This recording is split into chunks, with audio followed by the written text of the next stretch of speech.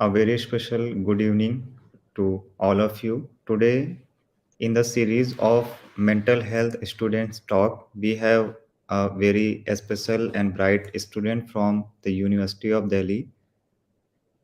She is Miss Vidhi Ghai. She is a bachelor student in psychology from Delhi University, and her today's topic is tips to improve mental health, a very important and necessary topic for the psychology students and all other sections of the society. So, not taking too much time, now I would like to request Miss Vidhi to kindly proceed her topic and introduce more about herself. Thank you so much, Vidhi, for providing your valuable time. Thank you for the introduction and thank you for having me here. So, as rightly said by Sir, I am Vidhi and I'm currently pursuing my undergraduate in psychology honors from Delhi University. And today I'm going to be using this platform for talking about mental health and what are some tips to improve the mental health. So, can we have the next slide, please? So, when we talk about mental health, first we need to understand what it actually is. So, according to definition, mental health is a state of cognitive, behavioral, and emotional well being. So, it means that it is such a state in which all components of ourself, which include cognitive, behavioral, and emotional, everything is in a good state, in a good condition. By cognitive, we mean our mental processes, our thinking patterns, our thought processes, such as our memory, our learning, our understanding capacities. Everything that has to do with our mind comes under the cognitive category. And moving on to the next one, behavioral, it includes everything which has to do with our actions, our behavior. This comes under the behavioral category, and the third category is the emotional one, which talks about our feelings and emotions, whether we feel happy, sad, angry. So, a complete well-being state of cognitive, behavioral, and emotional is known as mental health. So, can we have the next slide, please? So, we all know that in 2020, coronavirus took over our lives and it took a toll on our mental health because we were isolated, we had nobody to talk to, we had no social contacts, everything was uncertain. The pandemic came upon us, and this really took a toll on our mental health. So many people saw that depression and anxiety cases were rising, and in such a scenario, it is especially important to understand the importance of mental health and how, by making small changes into your lifestyle, you can improve it. So, that is the entire purpose of this session, to help people recognize the importance of mental health and empower them by using some tips. So, next slide, please. So, the very first tip using which you can improve your mental health is by eating healthy. So normally people at this age they like to eat junk food, but that's not a healthy choice. We should stick to healthy food items which include all sorts of vitamins and minerals such as vitamin D and vitamin B12, amino acids and microbiotics. Vitamin D is really good for the mind because it produces serotonin in the brain, which is a happy hormone. Vitamin B12 is important because it improves our memory and is good for concentration. And amino acids are linked to protein. So, the presence of all these vitamins and minerals, proteins, everything is important for a good balanced diet because, as we all know, a healthy body leads to a healthy mind. So, can we have the next slide? So, apart from eating healthy, there are other things to a good lifestyle, which include physical activities. So, basically, what is most important is to keep your body moving. And being lethargic, sitting in one position for hours can be unhealthy for the body as well as mind. So, it is good to exercise daily or engage in any physical activity that one likes, which gives pleasure, such as swimming, sports, or going for jogging. So, the entire purpose of this is to move your body. So, can we have the next slide? The third one is about engaging in hobbies, which gives us pleasure, or doing any activity that we like. And for some people, they like coloring, they like drawing. The others, they like to sing, they like to play any instrument. Some like to spend time with their pets, and some even like to spend some time in nature, doing gardening, going out. So, based on such hobbies and activities, therapists have created therapies which are specific according to the activity, such as we have art therapy, we have music therapy, we have pet therapy, and nature therapy. So, can we please have the next slide? I have photos to explain the same. So, art therapy, this is very commonly used in therapy sessions where the therapist encourages and allows the client to express their feelings and emotions and even understand themselves through art. So, art is not just a soothing coping mechanism, but it also helps one to understand themselves. Can we have the next slide?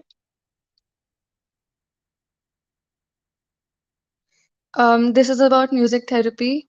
So, music not only calms one's mind, but it also helps them to connect with themselves. And singing, as I said, is a hobby for many people, and that is why it can help people feel better. Can we have the next slide? This refers to pet therapy, where there are therapy dogs or therapy cats, people who want to spend time with them, with these furry creatures. It is always nice to hug some animals and people. It definitely makes people feel good. So, can we have the next slide? So, the final activity for improving mental health is based upon self reflection. So, when we talk about self reflection, if you want to improve your mental health, first you need to have an insight and you have to reflect into yourself and understand as to what are you feeling and why are you feeling this way. And insight is the first step in making any change. Once you understand why you're feeling something, it is after that that you can implement changes to feel better. So, in self reflection, I have some resources which could be helpful. So, can we have the next slide? So, this one is called an emotional intelligence wheel. So, if you look at this wheel, it has a plethora of emotions, and every color emotions, I mean, every color indicates a different emotion. And within each emotion, there are many more feelings, which one who is feeling overwhelmed could look at this wheel and understand, or just pick out any feeling which explains their situation the best. This wheel is mostly used for people to label what they're feeling and get an insight. So, can we have the next slide? This is a mood tracker. There are many apps to track mood also, but this is something we can do manually. We can create a calendar sort of a thing where we um, denote colors to different types of feelings. For example, if you feel anxious on Monday, you could color it with yellow. If you feel happy on Tuesday, you could color it with blue. So it is all about labeling your feelings and coloring them and keeping a record of them so that at the end of the month, you understand and get an insight into yourself why you felt something on a particular day. Was there any pattern that you felt happy on some days and sad on the others? So, this is a simple activity just to understand yourself better and get some self insight. So, I think that's all for my side. And these were the tips to improve mental health. And I'm assuming that there must be any questions from Sir or if we have an audience.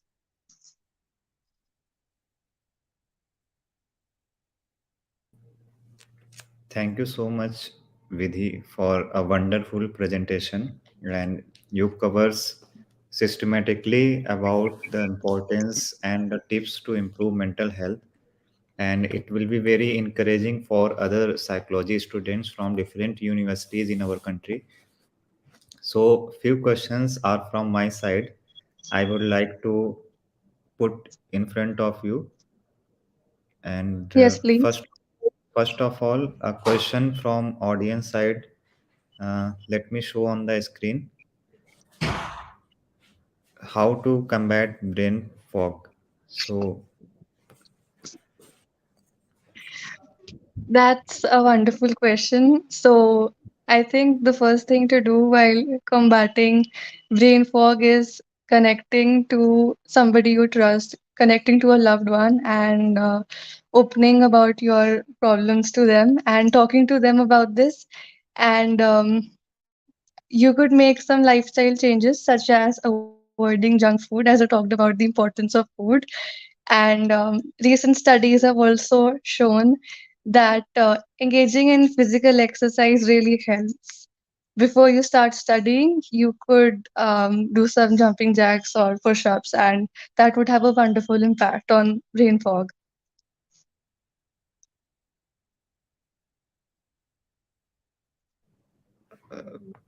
my first question is, why a student should opt the psychology stream? In your opinion, why a student in India should opt psychology as a subject? So, there are multiple reasons for that. First of all, we all need to understand the importance of mental health.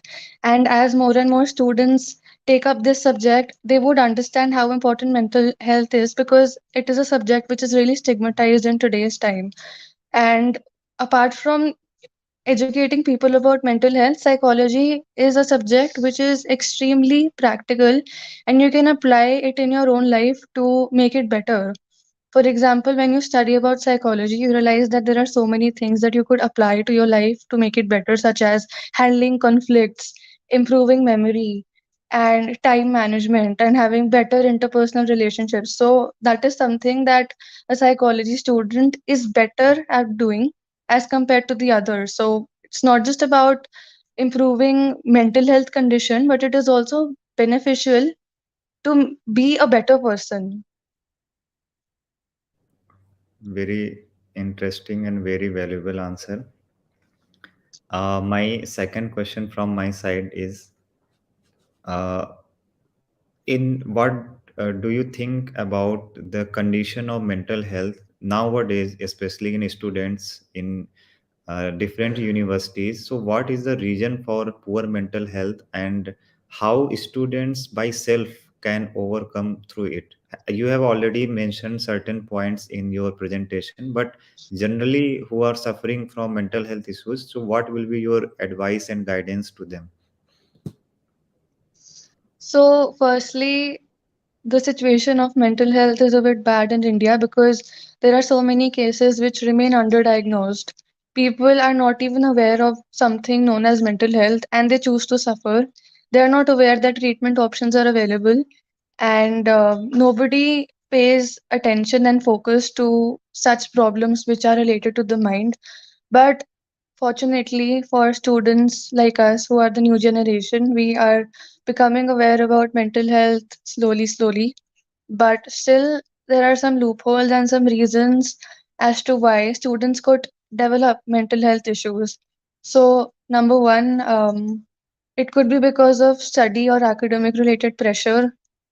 Um, Sometimes there is an overload of information or syllabus which students are not able to handle. Sometimes the curriculum isn't designed very nicely by the faculty members. Sometimes there could be multiple reasons from the environment of a person which could be disturbing. Maybe there's bullying or ragging in the campus. Maybe there's some financial crisis in the family. So these could be many of the environmental factors that can lead to a mental health issue. And apart from that, of course, genes play an important role. Like if anybody in the family has got a mental health disorder, then there are chances that the student is also likely to develop them. And the tips, as I already explained, but some more of them which I'd like to give is that it is important to open up. it is important to at least reach out for help, because keeping yourself underdiagnosed is not a good option at all. It lowers your productivity and it hinders your daily functioning. It is not good. So people should really reach out for help.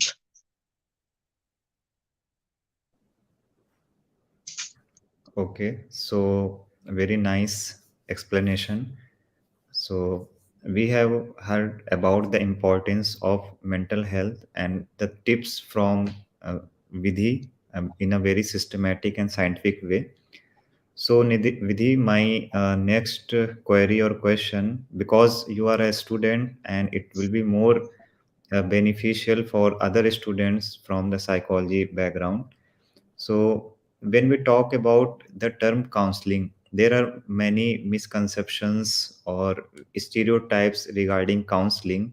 So, in your opinion, as per your experience in university or while you opt the psychology as a subject, so what will be the role of a counselor or the mental health professional for improving the mental health?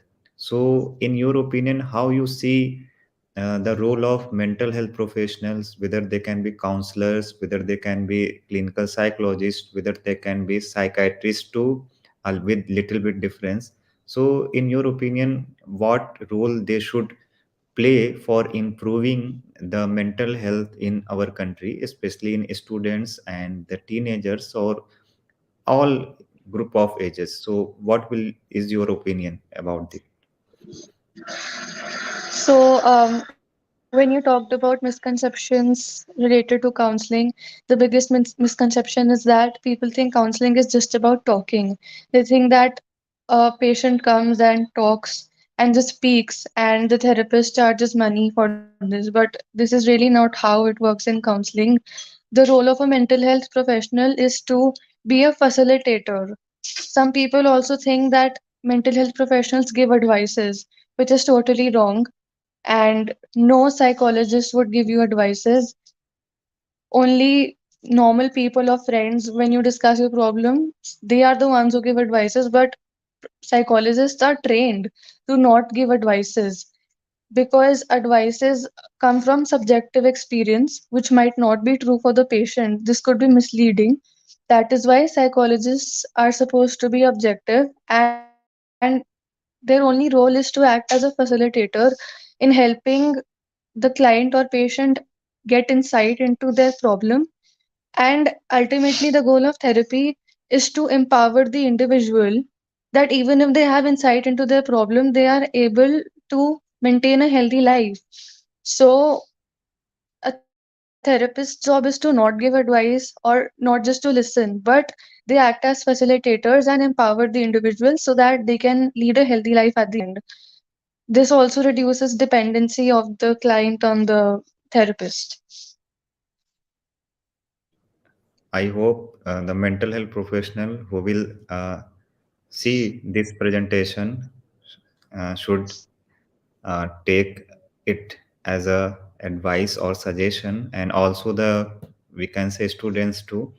So, Vidhi, in your opinion, what are the qualities for a student to become a good psychologist? That is a really interesting question. So, the first one is to be understanding. Whenever you come across a psychology students, most of them are very understanding, because you could relate to this from a daily life example only. Whenever you have a fight or a conflict with somebody, what a normal person would do is that they would snap at the other person. They would just get angry. But that's not how it happens. First, you need to pause and you need to understand why the other person did what they did. And on the basis of that, they need to decide how they should respond. The second one is empathy. You need to empathize with the other person, and empathy is different from sympathy. Empathy is really putting your feet into the shoes of the other person, and understanding what they are going through. And as I mentioned before, even psychology students should not give advices, because whatever we say is based on our personal subjective experience, and it's not important that what worked for us would work for others as well. So empathy, not giving advices, and listening is very important, because sometimes what happens is that somebody comes to us for our problems and we just keep talking, we don't let the other person speak. So it is very important to listen, not just as a psychology student but as a therapist also. Listening is very important, and listening means that yes, you're actually listening to the person, you're paying full attention, and you're understanding what they're speaking so that the other one feels heard. So these were some of the qualities that a psychology student should have. Yes, these all are very essential qualities we learn in our academics, and you explained wonderfully. But in this section, we heard about when we told someone, to our elders or older one, then we are from the psychology background. So there is an opinion in or the mindset in their mind is that something else, especially in India, that a person or the student from the psychology background is somehow you can say uh, in a disturbed state of mind. It is a first observation from anyone when we say to them that we are from psychology background. So in your opinion, was it is right, and how, up to which extent, and how we can overcome with it, because it is a very common problem among psychology students. Yes, it is a common problem, and I have myself experienced this. People labeling psychology students as crazy, but that's not true at all. If you have a statistic in mind, then literally anybody from the population is at a risk of developing a mental health illness. And just because somebody studies psychology, that doesn't mean that they are at a greater risk for developing it. Some people also think that since we spend our time with people who have a mental health illness, we might get it ourselves. But that's not true at all. We are equipped with resources and knowledge as to how one should deal with such issues, and that makes us more qualified. And I don't see any logic as to why somebody would think that we are in a mentally disturbed state ourselves, because we are the ones who help others come out of it. So, how can we be disturbed? Yes, it is true that even some psychologists could have mental health problems, but for treating themselves, they go to therapists themselves, and there's nothing wrong in that. Because if we are a psychology student, we are a human as well. So just like any other human, we experience all emotions, and it is completely fine if we have a bad day, if we go to a therapist. So there's nothing wrong with that. Anybody can have an illness, and there's no need to be shameful if you're visiting a therapist. So I think there are numerous questions one by one, but I will promise to our audience that we will again come back with Vidhi with a very interesting and new topic related to mental health or any psychological background. So you have presented very well about the tips to improve mental health, and you have answered all the questions as per your bright mind and bright intelligence. And I hope every student from, not only from psychology brand or any other background also, they all will get benefit from it. And it is very nice presentation from your side. So before winding up our today's session, what is your conclude message, or what is your last few lines of encouragement, because today the world is facing so many issues, and especially due to poor mental health. So what will be your conclude message to all students and to all humanity, we can say? So what is your conclude message on today's talk? My concluding message would be that it is okay to feel all emotions because we are humans. Whether we feel happiness, whether we feel sadness, whether we feel anger or guilt, everything is fine. because we are supposed to feel all these emotions. And each emotion is normal or healthy. Some people think that sadness is a bad thing, but no, it isn't. It is completely fine to feel sad. But if there are days where you feel that it is overpowering you, or you feel that you cannot come out of it, then it is time to reach out, or it is time to get yourself connected to a psychologist. And there's nothing to be afraid of in that, because ultimately you're doing it for your own self. Just like any other body part, the mind also belongs to us, so it is our responsibility to take care of the mind. Thank you so much, Vidhi, once again for your valuable time, wonderful presentation in a very scientific and systematic way. It will truly encourage the other students, and we will also invite students from different universities and different institutions, and you will provide them encouragement. So, thank you so much for providing your valuable knowledge, sharing your experience with us. So, thank you so much for this wonderful session. Thank you so much for having me.